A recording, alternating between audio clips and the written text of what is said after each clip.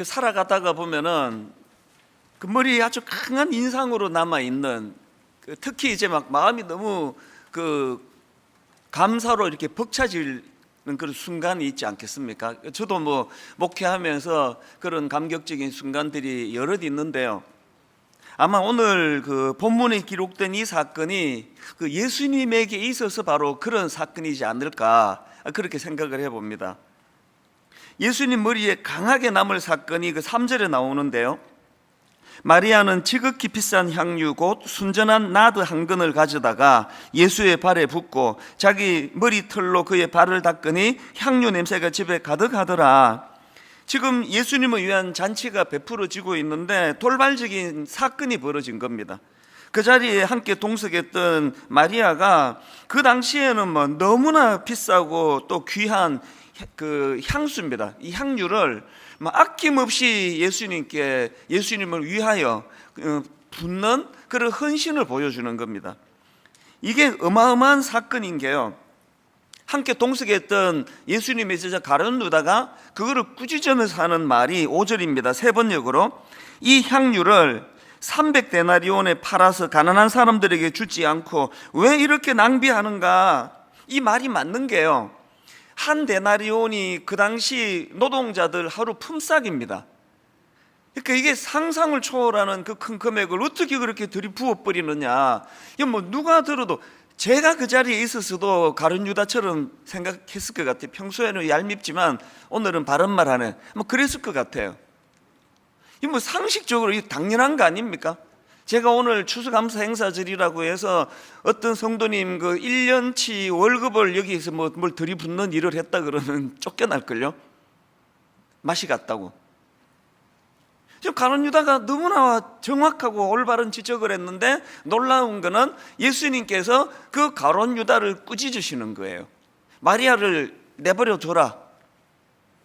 7절에 왜 이런 말씀을 하시는가 하니까 예수께서 이르시되 그를 가만두어 나의 장례할 날을 위하여 그것을 간직하게 하라. 이게 겉보기에는 낭비 같지만 네가 모르는 게 있다. 네가 알지 못하는 여기 깊은 영적인 의미가 여기 담겨 있다. 저는 이게 신앙생활이라고 생각합니다. 이 세상적인 잣대를 가지고 막 교회에 들이대는 사람들을 보면은 너무 정확해요. 너무 옳은 거예요. 그게 맞습니다. 그게 그러나 항상 예수께서 가룟 유다가 바른 답을 하기 위했다면 이래야 됩니다. 예수님, 내 생각에는 이해가 잘 안 되는데 예수님 이 여자 행동을 어떻게 보십니까? 그래야 되는 거 아닙니까? 확신을 가지고 꾸짖는 사람이 너무 많은 게 그게 교회라는 거예요. 이게 오늘 교회를 힘들게 하는 거거든요. 예수님이 여기에 얼마나 큰 의미를 부여하시는지 마가복음 14장 9절에서는 이런 말씀을 하십니다. 이제 같은 사건을 다룬 내용이거든요.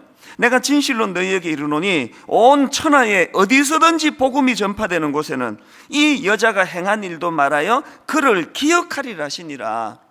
이걸 모르는 게 가룟 유다고 이걸 모르는 게 저나 비판하기 좋아하는 사람들의 대부분의 자기의 얕음을 모르기 때문에 자기 생각으로 항상 남을 재단하는 이게 저는 그래서 이 본문을 보면서요 참 이 예배자가 어떤 모습을 보여야 되는가. 예수님께서 지금 이 마리아의 행동에 대하여 의미 부여하시는 것을 보면서 세상 깨닫는 게 뭐냐? 예배는 내 만족을 위해서 드리는 게 아닙니다. 내 마음에 설교가 마음에 들면 오늘 예배가 좋은 예배고 내 마음에 안 들면 예배가 이게 뭐 시시한 예배고 그건 전혀 예배를 모르시는 분이에요. 가룟 유다가 얼마나 지금 흡족하냐 이게 중요한 게 아니거든요. 지금 이 예배 이 잔치는 본문에서 말입니다. 이 잔치는 기록이 돼 있잖아요. 예수님을 위한 잔치예요. 그러면 예수님이 기쁘셔야 되죠. 예수님이 흡족하셔야 되는데 지금 가룟 유다는 자기 기준으로 자기에게 흡족한 것을 지금 기준으로 삼는데 너무나 많은 오늘 이 땅의 예배가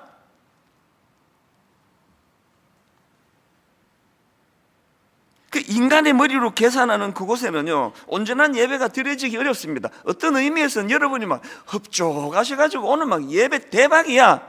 어쩌면 그 예배 하나님 안 받았을지도 모릅니다. 모든 예배, 영어로 예배를 서비스라 그러는데 이게 자기를 위한 서비스로 오해하시는 분이 계시는데요, 이 주님께 드려지는 서비스예요.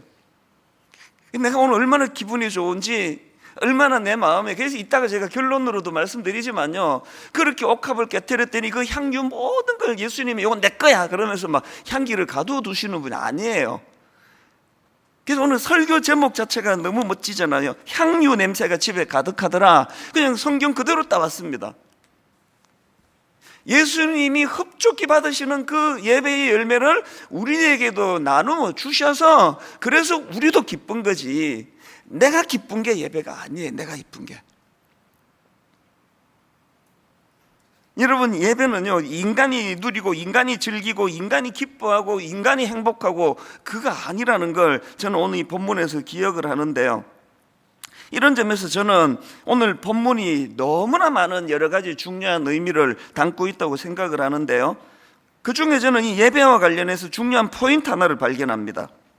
오늘 본문에서는 지금 이 잔치가 어디서 벌어졌는지를 지금 명시하고 있지 않은데요, 같은 내용을 다루는 마가복음 14장에 보면은 구체적인 장소가 나옵니다. 마가복음 14장 3절. 예수께서 베다니 나병 환자 시몬의 집에서 식사하실 때에, 지금 잔치가 벌어진 데가 나병 환자 시몬의 집이에요. 성전이 아닙니다. 그러니까 오늘 본문은 어떤 예배하기 어떤 특별한 장소, 뭐 거룩한 곳, 이게 아니고요, 그냥 어느 가정집이에요. 그리고 참여한 사람들은 막 대단한 종교 지도자들이 아니고요, 그냥 뭐 옆집 아저씨, 백이동 옆집에 있는 그 아저씨, 또 그 아줌마, 이 평범한 집입니다. 제가 왜 여기에 관심을 두는가 하면은요, 오늘 본문 바로 몇 구절 앞에, 바로 한 장 앞에 보면은 너무나 대조적인 상황이 나옵니다. 자, 요한복음 11장 56절을 보십시오.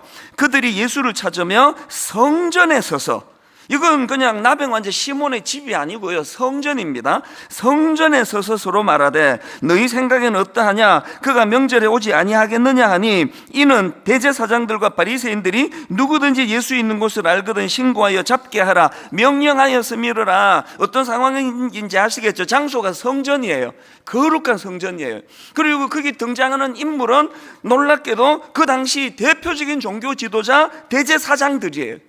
근데 그 거룩한 곳에서, 그 거룩한 위치에 있는 그 사람은 예수를 잡을 거를 의논하고 있고요, 너무나 평이한 한, 우리로 치면은 뭐 집사직분을 받았을까요? 뭐 권사님이실까요?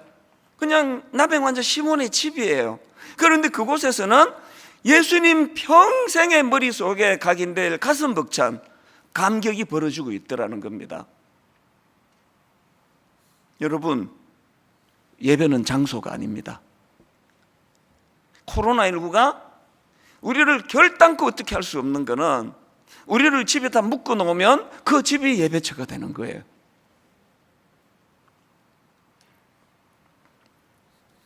오래전에 들은 이야기가 이 설교를 준비하는 때 이렇게 떠올라서 참 가슴이 뜨거워졌는데, 제가 그 사역훈련 맨 마지막 시간에 항상 하는 이야기예요.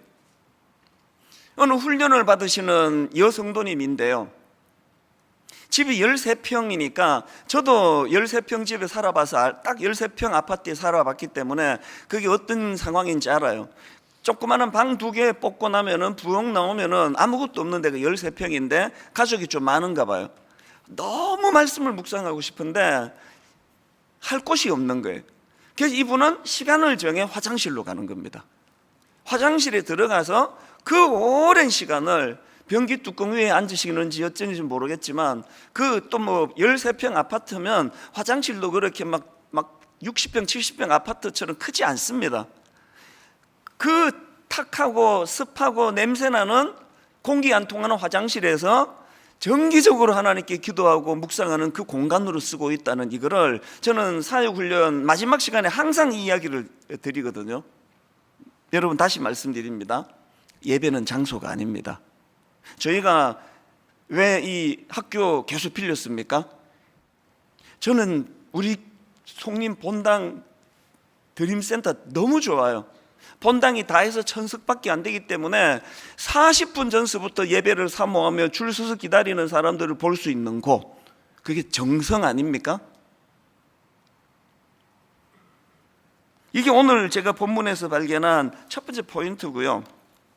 그런가 하면은 본문에서 발견한 포인트가 하나 더 있는데요. 오늘 본문에서는요, 이 사랑의 하모니, 그 예배자가 가져야 될 너무 중요한 한 가지 포인트를 저는 발견하는데, 사랑의 하모니와 불협화음, 이 관점으로 본문을 묵상할 수 있게 되더라는 겁니다.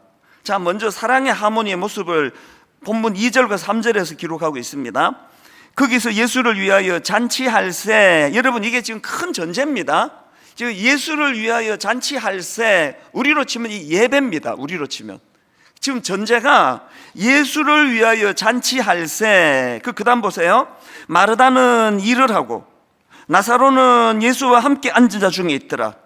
마리아는 지극히 비싼 향유 곧 순전한 나드 한 근을 가져다가 예수의 발에 붓고 자기 머리털로 자기 발을 닦으니 향유 냄새가 집에 가득하더라. 여기 마르다는 무슨 일을 하고, 나사로는 어떻게 하고, 또 마리아는 어떻게 하고, 또 여기 나와 있지 않지만 나병 환자 시몬은 자기 집을 제공하고. 뭘 제가 강조하는 것일까요? 예배가 뭡니까? 하나님께 각자 드릴 수 있는 것, 각자 잘할 수 있는 것. 그래서 여기 보면은 나사로는 아무 일도 안 해요. 예수와 함께 앉은 자 중에 있더라. 이게 예배입니다. 막 그냥 불평이 나와가지고 나는 그냥 옥합을 깨트리는데 우리 오빠는 뭐 하고 있느냐고 막 말하다도 나는 그냥 주님을 위하여 이렇게 열심히 일하는데 도대체 오빠는 한 게 뭐냐고. 그게 일 많이 하는 사람이 가지고 있는 치명적인 문제예요. 앉아서 아무것도 안 한 게 예배예요. 마리아 나사로가 예수와 함께 앉은 자 중에 있었는데 그게 주님이 받으시는 예배입니다. 그래서 저는 이 본문의 모습이 너무 아름다운 거예요.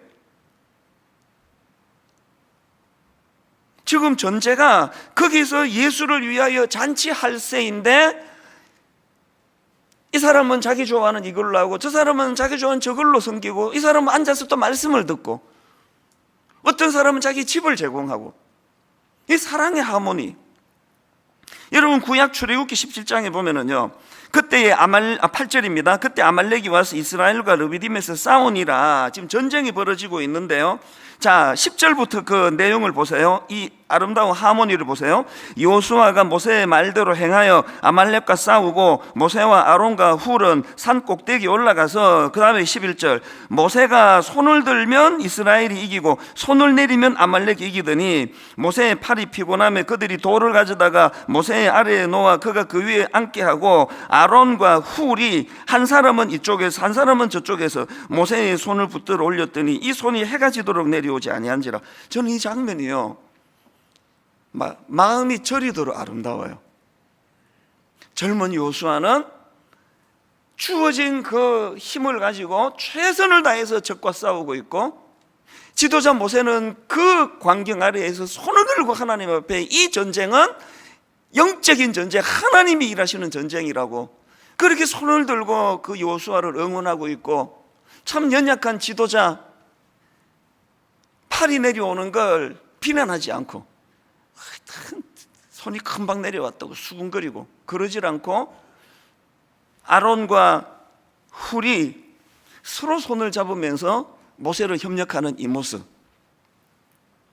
너무 아름다워서 저는 한국 교회가 슬퍼요.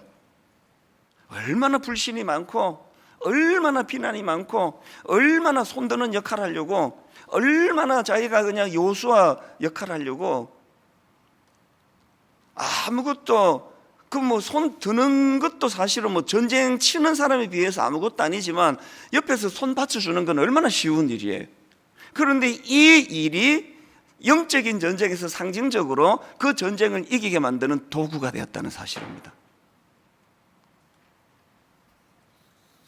그래서 저는 전도서 4장 9절부터 12절, 두 사람이 한 사람보다 나으면 그들이 수고함으로 좋은 상을 얻을 것임이라. 혹시 그들이 넘어지면 하나가 그 동물을 붙들어 일으키려니와 홀로 있어 넘어지고 붙들어 일으킬 자가 없는 자에게는 화가 있으리라. 또 두 사람이 함께 누우면 따뜻하거니와 한 사람이면 어찌 따뜻하랴. 이 말씀의 결론을 보세요. 12절.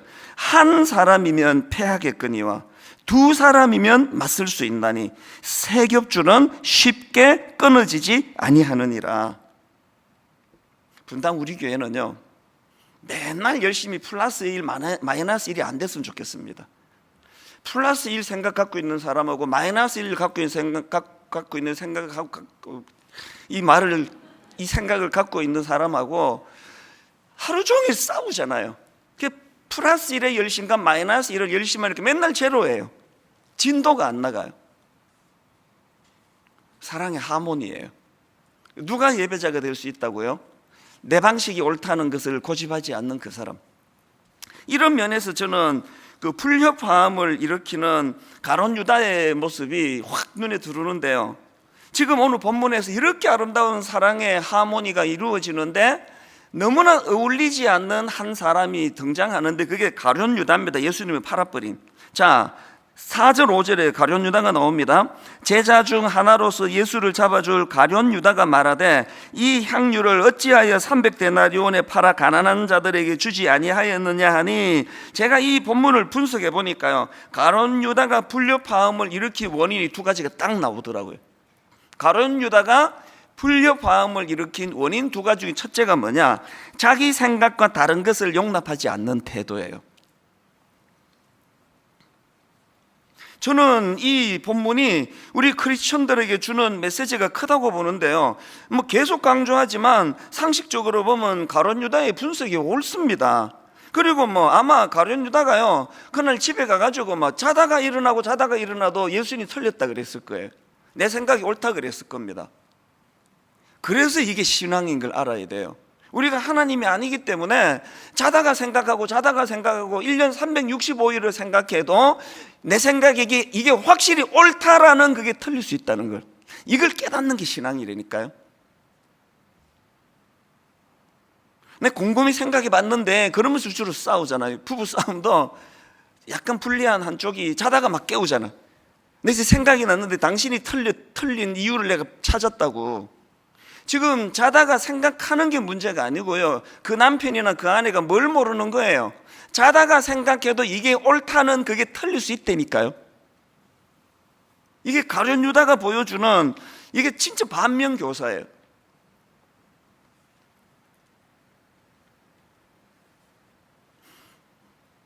이 설교를 준비하다가 제가 어느 기사를 봤는데요, 이 50년 뒤에 개봉될 이 타임캡슐, 이제 무슨 행사가 있었나 봅니다. 이 타임캡슐 안에 이제 50년 뒤에 이거를 개봉하는 그 행사에 이어령 전 문화부 장관, 이분이 이제 다음 세대 젊은이들에게 편지를 써서 타임캡슐에 넣었는데 그 내용이 이렇습니다.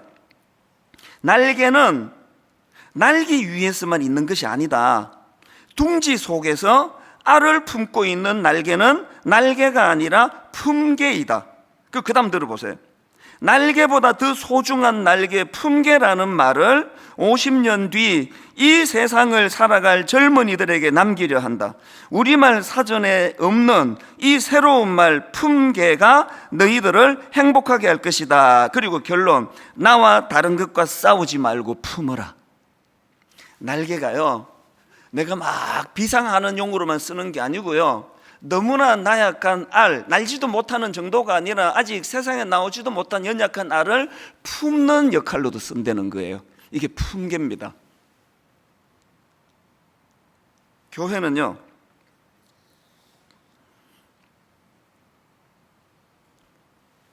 더 큰 날개로 날으라라고 젊은이들에게 조언하는 말들만 난무하는 이 세상에서 그 날개로 네가 나는 것으로 쓰는 것도 좋지만 연약한 알을 품는 역할로 이 날개를 쓰는 것도 유익하다.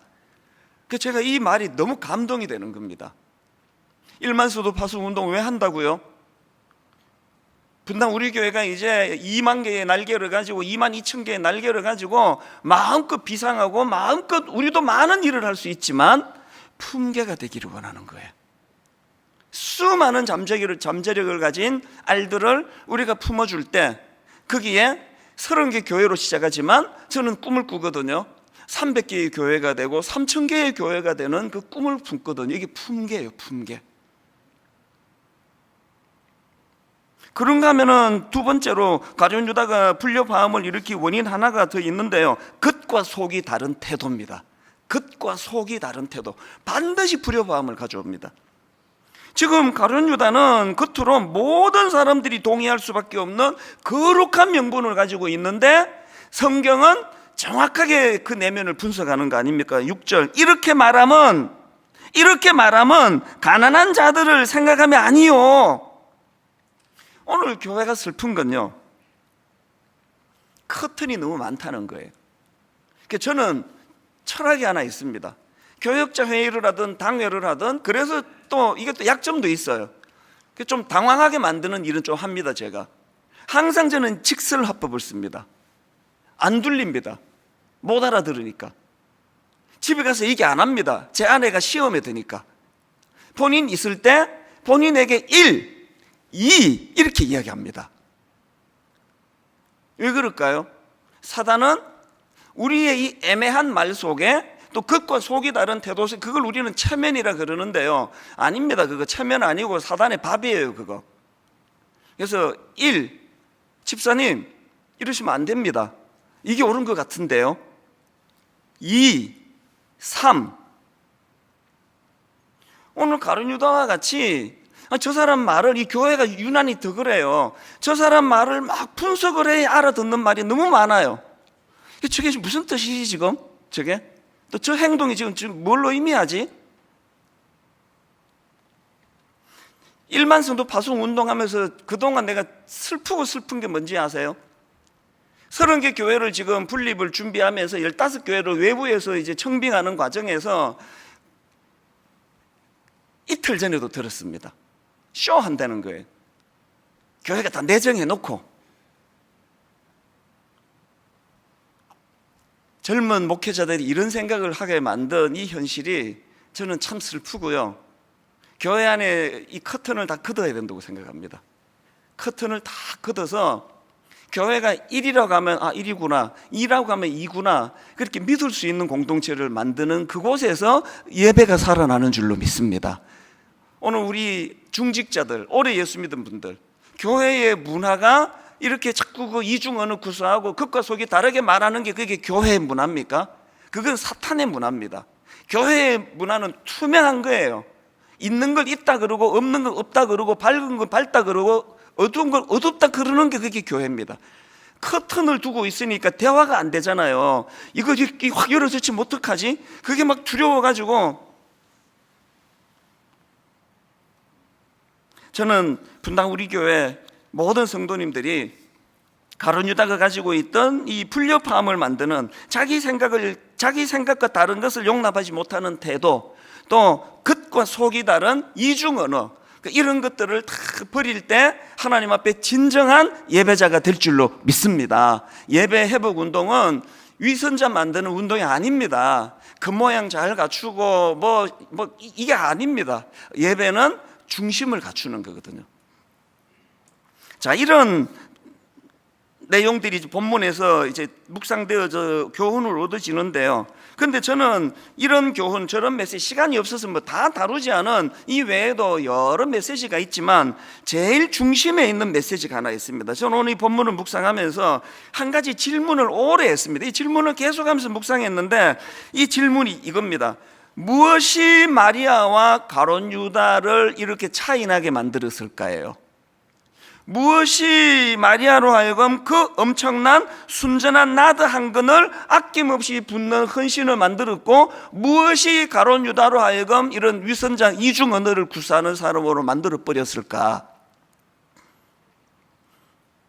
가룟 유다는 무엇이 결핍이 되어가지고 결국은 예수님을 배신하는 이런 비참한 자리에 빠지게 됐을까? 정답이 뭘 것 같습니까?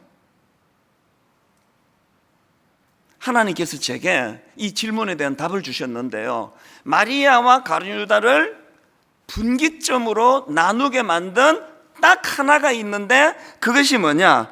주신 은혜에 대한 감사와 감격의 유무, 은혜에 대한 감사가 마리아를 순전한 나들을 붙도록 만들었고, 은혜에 대한 감사가 없던 가룟 유다를 괴물로 만들어 버렸다는 사실입니다. 증거를 제가 대보겠습니다.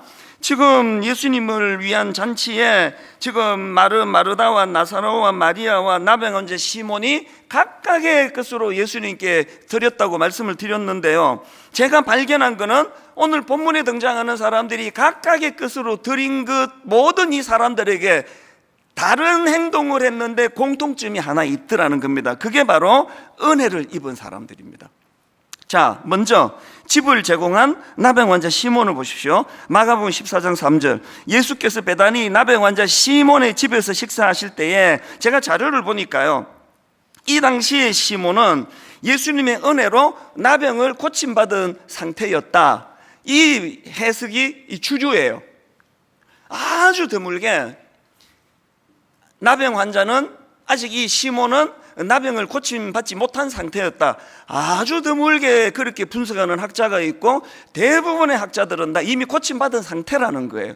그러면 질문이 이상하잖아요. 아니, 고침받았는데 왜 나병 환자 시몬이라고 하느냐고. 왜? 별명을 왜 그렇게 붙였느냐? 저는 이렇게 이걸 분석을 해봤습니다. 왜 나병 환자 시몬의 집이라고 기록했느냐? 이게 그 사람의 특징이기 때문이에요. 무슨 뜻입니까? 그에게는 늘 과거에 경험했던 이 특별한 은혜가 그 인생의 꼬리표처럼 붙어 다니는 거예요. 특별한 은혜를 받은 사람, 특별한 은혜의 감격이 있는 사람, 이게 나병 환자 시몬입니다. 제가 항상 83년도 시카고의 이찬수, 이게 저에게 꼬리표처럼 붙이고 다니는 거잖아요. 사람들이 막 잊을 때 되면 막, 그래서 이제 우리 성도는 좀 괴로운 거지. 했던 말 또 하고 또 하고. 저거 지금 29번째 들었는데 분립하기 전까지 한 100번쯤 더 들으실 거예요. 그게 제 꼬리표가 되기를 원합니다. 제가 이 자리에 있게 된 거, 목사가 된 거, 모든 그 출발이 83년 시카고에서 비참해 죽을 것 같은 저를 건져주신 은혜에 대한 감격, 이것으로 해가지고 제가 이 자리까지 왔거든요. 그런가 하면은 또 공통점이 마리아와 마르다와 나사로 3남매가 지금 등장하는데, 이 3남매가 어떻게 눈물로 각자의 은혜를 따라 막 심지어 그 순전한 나들을 들이붓기까지 헌신할 수 있었나? 정답 1절에서 힌트를 주고 있습니다. 본문 1절, 6월절 엿새 전에 예수께서 베다니에 이르시니 이곳은 예수께서 죽은 자 가운데서 살리신 나사로가 있는 곳이라. 그리고 2절에서 거기서 예수를 위하여 잔치할세. 예배가 뭐라고요? 예배는요, 선행해서 과거에 내게 베풀으신 은혜에 대하여 기억하는 게 예배예요. 선행해서 내게 베풀으신 그 은혜를 기억해서 감격하는 게 그게 예배예요. 내가 뭘 선행해서 드리는 걸 예배라 그러지 마세요. 그건 예배의 열매일 뿐이에요. 그거 헌신은 예배의 결과물일 뿐입니다. 지금 여러분 오늘 본문에 나오는 그 집을 제공했던 나병 환자 시몬이나 또 마리아나 마르다나 나사로나, 이 모든 사람들에게 공통점은 은혜에 대한 감격이에요. 그러니까 아까운 게 없는 거죠. 자, 그러면 가룟 유다는 그 정도 뭐 받은 게 없어서 그러면 이렇게 괴물이 돼가고 있습니까? 영적으로 말하면요, 가장 큰 걸 받은 사람이에요. 자기 같은 인간을 세상의 주님 척건 중에 척건, 그 제자로 불러주시는 그 은혜를 생각하면요, 가룟 유다는요 매일이 눈물이어야 돼요. 여러분, 이런 말 저는 진짜 싫어하거든요. 검은 머리 짐승은 거두지 않는다. 교회에서는 이런 말 나오지 않기를 바랍니다. 불행하게도 어떤 면에서는 이중 언어를 많이 구사하는 게 교회이기 때문에 더 엄중하게 진짜 검은 머리 거두면 안 되는 거구나를 절감나게 만드는 게 교회라는 게 그 슬플 뿐이에요. 그냥 슬플 뿐입니다. 추수감사의 의미가 뭔지 아십니까? 아, 내가 나병 환자 시몬이었지. 이미 다 고침받은 옛날 그 창피한 일인데 이 나병 환자 꼬리 떼라고, 내가 이제 더 이상 나병 환자 아니라고. 오늘 우리가 이렇게 하고 지금 막 흥분하면서 하는 거 아닙니까? 저희는 매 추수감사절마다 이제 과일, 이번에도 이렇게 너무나 이 장식하느라고 고생을 많이 했습니다. 그래서 이렇게 장식을 뭐 거의 한 100분의 1 정도만 갖고 이렇게 상징적으로 강단을 하나님께 드린다는 의미로 이렇게 장식을 했지만, 사실은 이거는 강단 장신용이 아니라 참 위로가 필요한 성도님들에 대한 하나님의 사랑을 전하는 성물이에요. 이게 도구란 말이에요. 제가 늘 이제 복지재단을 통해서 이웃사랑부를 통해서 좀 경제적으로 어려운 분들에게 이거를 돕는데, 원래는 우리 교회 안에 참 아픔을 겪은 분들에게 주님의 위로의 도구로 쓰겠다고 그랬더니요, 바로 지난주에 게시판에 글 하나가 올라왔습니다. 제가 마음이 먹먹했습니다. 2012년 가을, 시험관 시술로 임신했던 아내가 유산을 하고 너무나 힘든 시기를 보내면서 받았던 주님의 큰 위로가 아직도 기억이 생생합니다. 그때 교회에서 사과 한 박스를 받았습니다. 그해 어려움을 겪는 성도 가정에 사과를 보내주셨던 걸로 기억합니다. 생각지도 못했던 귀한 깜짝 선물에 너무나 기뻐했던 아내 모습이 떠올라 설교 시간에 목사님께서 이번에 추수감사절 과일로 어려움을 겪는 가정에 보내주신다는 말씀을 듣고 집에 오자마자 과일 몇 상자를 주문했습니다. 그때 저희가 받았던 위로를 지금 어려움을 겪고 있는 가정이 동일하게 받기를 기도하는 마음으로, 그 이후로 너무나 귀한 쌍둥이 아들이 태어났고 올해 초등학교에 입학했습니다. 시간이 지나고 그때의 어려움은 모두 감사로 변해 있습니다. 결론이 이렇습니다. 올해 특히나 어려움을 겪는 성도님들께 주님의 큰 위로가 함께 하시기를 기도합니다. 지금도 마음이 먹먹해요. 이게 교회거든요.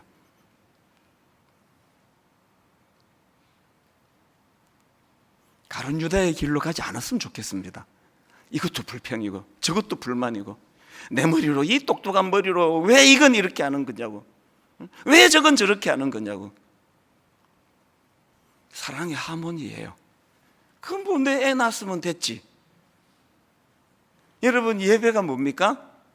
예배가 끝나자마자 과일 몇 박스를 주문하는 그 성도님의 손길, 전 그게 예배라고 생각을 합니다.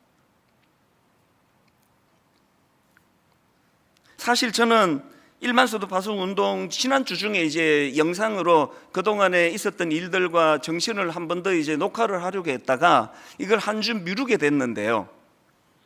이제 순장반을 하는데 제가 순장님들에게 이제 직장인 그 순장님들이 이제 일만성도에 대해 제가 다시 잠깐 설명을 드렸는데, 이제 우리 교구 목사님들이 여러 사람이 저한테 이제 피드백을 준 게 지금 우리 순장님들이 심히 당황하고 있습니다. 그러시더라고요. 그날 제가 무슨 얘기를 했냐 하면은, 이제 일만성도 파송 운동은 자유함의 정신이다. 그래서 마음대로 택하시라고. 첫째, 30개 교회로 지역별로 이제 30개 교구를 나눌 거거든요. 그 30개 교구로 지역교회로 1년간 과도기를 가지다가 자연스럽게 그게 교회가 될 거니까 그렇게 교회로 합류하시든지, 둘째, 그게 싫으시면 동네의 작은 교회로 가시든지, 그게 싫으시면 남으시라. 강제로 내보내지 않는다. 남으시라. 저는 강제 안식년을 보내고 복귀하고 1년이 지난 시점까지 5,000명 이하로 줄지 않으면 저는 하나님 앞에 사임하기로 결정했다. 누가 그렇게 협박한 거 없습니다. 자유의 정신으로 제가 그렇게 하나님께 약속을 드렸습니다. 자유하시라고. 그리고 한마디를 더 드린 게 충격이 된 거예요. 단, 교구를 벗어나는 곳으로 가지는 못합니다. 또 충격이 막 이제 그런 거였어? 그런 거여야죠. 아니, 지금 분당 우리 교회가 이 교회로 너무 쏠리는 것 때문에 지금 헛자는 건데, 30교회 중에 나 저 목사가 좋아 그래가지고 그 교회로 한 15,000명 모여버리고 나머지는 500명씩 모인다면 이게 무슨 의미가 있겠냐고요. 근데 여러분, 어제 내내 우리 교역자들이 저에게 순장님들이 당황하고 계시다, 자기 교구 말고는 못 간다 그러더라, 이런 말로 하는데 저는 그 말이 너무 죄송하고 또 너무 이해가 되는 거예요. 나 같아도 그렇게 생각하지. 나도 나 같아도 내가 은혜 받았던 내가 저 목사한테 가고 싶지. 그래서 제가 어제부터 기도한 게 뭔지 아세요? 기도하기 시작한 게, 하나님, 우리 그런 생각하는 모든 성도님들에게 은혜 주시기 원합니다. 내가 저 사람 따라가면 내가 행복할 것 같다는 생각을 뒤엎을 만큼 은혜 주셔서 사람 보고 따라가는 게 아니라 과거에 주신 은혜로 말미암아 어떤 모자라는 교역자가 목회를 한다 할지라도, 자기 눈에 말이에요, 어떤 마음에 들지 않는 지도자가 목회를 한다 할지라도 나는 은혜의 감격으로 여기에 따라갈 수 있도록 은혜 주시기 원합니다. 진짜 그렇게 되기를 바랍니다. 우리 좋자고 분립하는 거 아닙니다. 우리 좋자고 하는 게 아니라 주님 좋으시자고 하는 거예요. 결론은 이렇게 맺습니다. 아까 서두에서 말씀드렸죠? 3절, 마리아는 지극히 비싼 향유 곧 순전한 나드 한 근을 가져다가 예수의 발에 붓고 자기 머리털로 그의 발을 닦으니 향유 냄새가 집에 가득하더라. 여러분, 예수 잘 믿으면은요, 주님께 순전한 나드를 드리는 손해보는 것 같고 희생하는 것 같은데 그 헌신으로 자기에게도 그 향기가 나타난다는 거예요. 그리고 주변의 모든 사람들, 그래서 오늘 대한민국에 일어나는 각종 흉악한 사건, 사고, 이거 볼 때마다 우리는 책임감을 느껴야 돼요. 온 세상이 썩은 냄새가 진동한다고 한다면 비난하지 말고 나한테서 나는 냄새구나, 그렇게 하시면 됩니다. 그리고 더 중요한 거, 고린도후서 2장 15절, 우리는 구원받은 자들에게나 망하는 자들에게나 하나님 앞에서 그리스도의 향기니, 내가 드리는 나드의 향기도 중요하지만 여러분, 저와 여러분이 순전한 나드예요. 우리가 향기예요. 이게 어떻게 가능해지느냐? 에베소서 5장 2절, 그리스도께서 너희를 사랑하신 것 같이 너희도 사랑 가운데서 행하라. 그는 우리를 위하여 자신을 버리사 향기로운 제물과 희생 제물로 하나님께 드리셨느니라. 결론 두 가지입니다. 십자가를 의지하는 거예요. 십자가에게서 향기로운 인생이 되도록 하는 능력이 나타난다는 겁니다. 그리고 두 번째가 뭘까요? 십자가의 원리는 항상 나를 버리는 거예요. 십자가의 원리는 항상 내 생각을 내려놓는 거예요. 십자가의 원리는 항상 내 고집을 내려놓는 겁니다. 그리고 아까 읽어드렸던 편지의 주인공 남 성도님처럼 내가 받은 은혜를 과일 몇 박스를 주문하면서 누군가에게 흘려보내려고 애쓰는 그 마음의 태도, 그게 향기로 나타나게 될 줄로 믿습니다. 같이 기도하시겠습니다. 하나님 아버지, 코로나19 속에서 드리는 추수감사주일이라서 참 더 마음이 먹먹하고 또 다 같이 함께 모여 예배를 드리지 못하기 때문에 참 마음에 어려움이 있었는데, 주님께서는 대제사장, 대단한 사람들이 성전에서 모여 드리는 그것이 예배가 아니라 은혜를 아는 나병 환자 시몬의 집에서 드리는 그 잔치가 예배라고 가르쳐 주셔서, 하나님, 오늘 교회에 나오지 못하고 예배를 드리는 모든 성도님들의 그 가정 그 현장이 나병 환자 시몬의 집이 되게 하여 주시옵소서.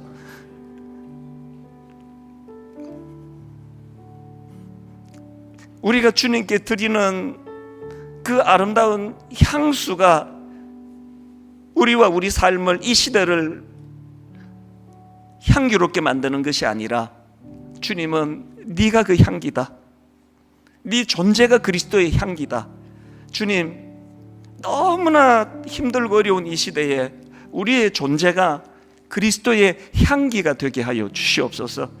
나를 버리지 아니하고는, 십자가의 정신을 의지하지 아니하고는 그 가룟 유다가 가졌던 계산 빠르고 계획 잘하고 머리 잘 돌아가는 그것으로 향기가 되는 것이 아니라, 나를 내려놓고 내가 희생하고 내가 죽고 내가 십자가 앞으로 나아갈 때에 드디어 영육간에 나 자신이 그리스도의 향기가 되는 줄, 이 원리를 깨닫습니다. 오늘 추수감사주일, 주님 땀의 결정체, 수고의 결정체, 작은 헌금을 하나님께 드리려고 합니다.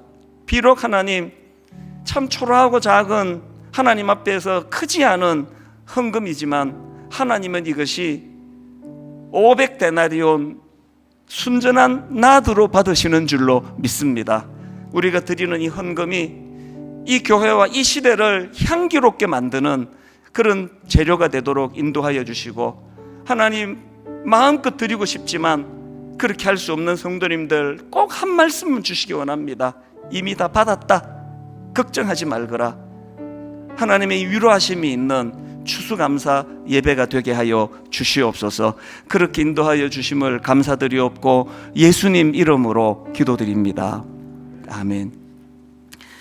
저는 지난주 이 찬양 내게 있는 향유 옥합 주께 가져와 그 발 위에 입 맞추고 깨뜨립니다. 진짜 하나님께 이 찬양을 드리고 싶었거든요. 우리 찬양을 같이 드리면서 우리 하나님께 준비하신 헌금, 또 각 가정에서도 하나님 앞에 정성껏 감사의 예물을 드리시기를 부탁을 드립니다. 같이 이 찬양 드리면서 하나님께 헌금하도록 하겠습니다. 내게 있는 향유 옥합 주께 가져와 그 발 위에 입 맞추고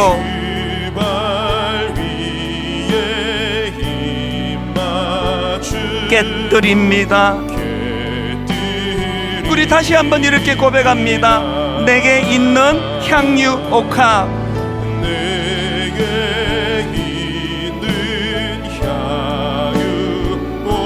주께 가져와.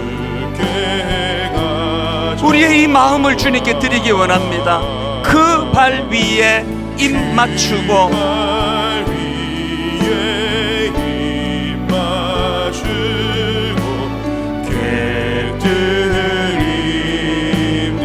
나를 위해 험한 산길 오르신 그 발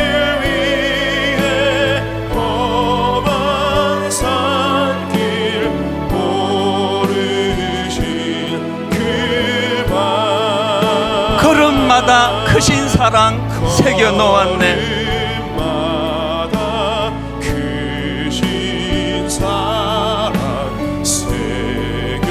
십자가의 감격으로 나를 위해 십자가에 오르신 그 발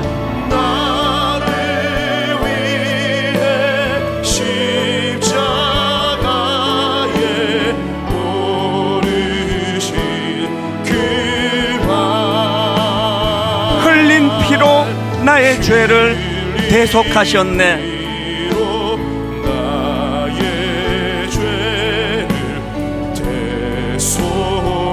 다시 한번 이렇게 고백합니다. 내게 있는 향유 옥합 주께 가져와.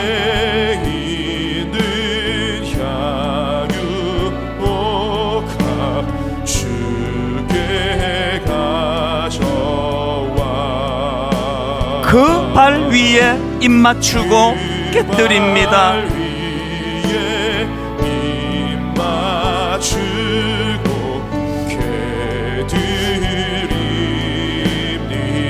주님 다시 이 땅 위에 임하실 그때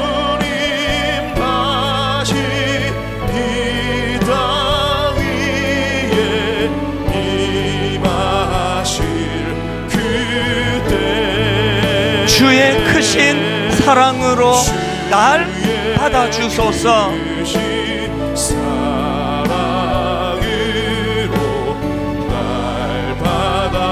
한량 없는 은혜, 갚을 길 없는 은혜,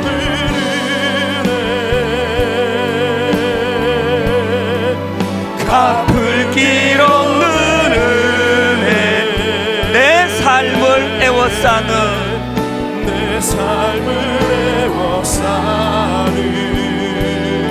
하나님의 은혜, 이 은혜가 나를 견인하는 인생. 나 주저함 없이 그 땅을 밟음도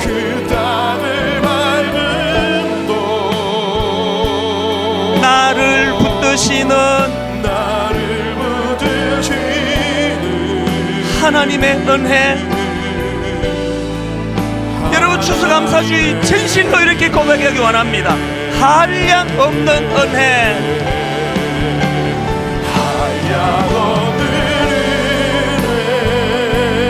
갚을 길 없는 은혜,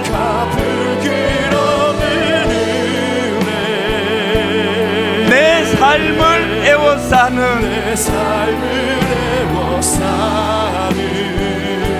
하나님의 은혜, 견인하는 인생, 나 주저함 없이 그 땅을 밟음도 나를 붙드시는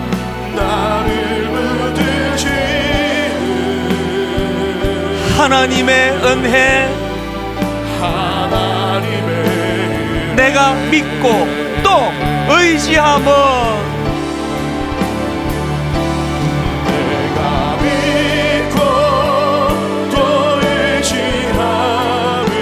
내 모든 형편 아시는 주님, 늘 보호해 주실 것을 나는 확실히 아네. 우리 자리에서 다 일어나셔서 한 번 더 선포합니다. 내가 믿고 또 의지함은 내 모든 형편 아시는 주님,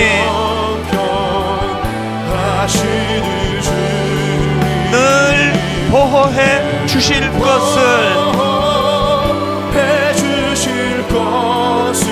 나는 확실히 아네. 나는 확실히 아네. 나는 확실히 아네.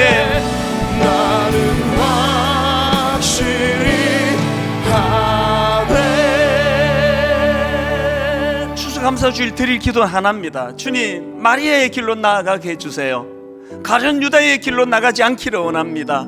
마리아의 길로 나아가 내가 가장 소중히 여기는 옥합을 깨트릴 수 있는 믿음을 주시기 원합니다. 그래서 하나님, 병 안에 가두어 두었을 때는 향기가 나오질 않았는데 분명히 주님께 드려진 옥합인데 그 주변을 다 향기롭게 만드는, 그래서 하나님, 내 삶이 향기나는 인생 되기를 원합니다. 주신 말씀을 가지고 우리 통성으로 합심해서 같이 기도하시겠습니다. 살아계신 하나님 아버지, 하나님의 은혜를 이 시간 참 감사하며 은혜를 아버지 올려드리기를 원합니다. 추수감사 주일날 하나님 아버지, 하나님에게 받은 이 은혜에 대한 감사가 가장 큰 주님께 드려질 선물인 줄로 믿습니다. 우리의 이 감격을 받아주시기를 원합니다. 내 생각과 내 고집을 내려놓고 하나님 아버지, 내가 받은 은혜를 흘려보내려고 애쓰는 그 십자가의 마음이 아버지 우리 가운데 회복되어질 수 있도록 하여 주시옵소서. 그 십자가 앞에서 나를 버리고 또 버리고 나를 비우고 또 비우며 내 모든 생각과 나의 방법을 내려놓고 주님, 내 목소리를 낮추고 주님의 음성에 귀를 기울이고 주님 닮아 겸손하며 더 겸손하고 그리고 더 온유하고 더 거룩하게 주님 앞에 내 자신을 온전히 드려질 수 있는 그러한 삶의 옥합이 우리 자신의 옥합이 주님께 드려질 수 있도록 도와주시옵소서. 감사함으로 그의 문에 들어가며 찬송함으로 그의 궁정에 들어가서 그에게 감사하며 그의 이름을 송축할지어다. 하나님, 이것이 예배인 줄로 믿습니다. 주신 은혜에 감격하여 나병 환자 시몬이었던 나 죽을 수밖에 없어서, 사실은 죽은 나사로였던 나 어떤 은혜로 이 자리까지 오게 되었는지 하나님 앞에 감격하는 그 자리가 예배의 자리인 줄로 믿습니다. 하나님, 우리 한 주간 동안 주신 은혜를 돌아보고 올 한 해 동안 주신 은혜를 돌아보고 내 삶을 통하여 주셨던 은혜를 기억하며 돌아보며 하나님, 내가 가진 어떤 기준과 내가 가진 생각에 맞지 않는다고 불협함을 만들어내는 가룟 유다와 같은 인생이 아니라 마리아처럼 그런 인간의 생각과 상식을 뛰어넘는 하나님께 가장 소중한 것을 부어드리는 향기로운 인생으로 저희들을 인도하여 주시옵소서. 이번 한 주 내내 오늘 주신 말씀의 힘이 향기가 되어 내 영혼을, 우리 가정을, 또 내 직장을, 내 주변을 참 향기나게 만드는 인생으로 이번 한 주간을 살아내게 하여 주시옵소서.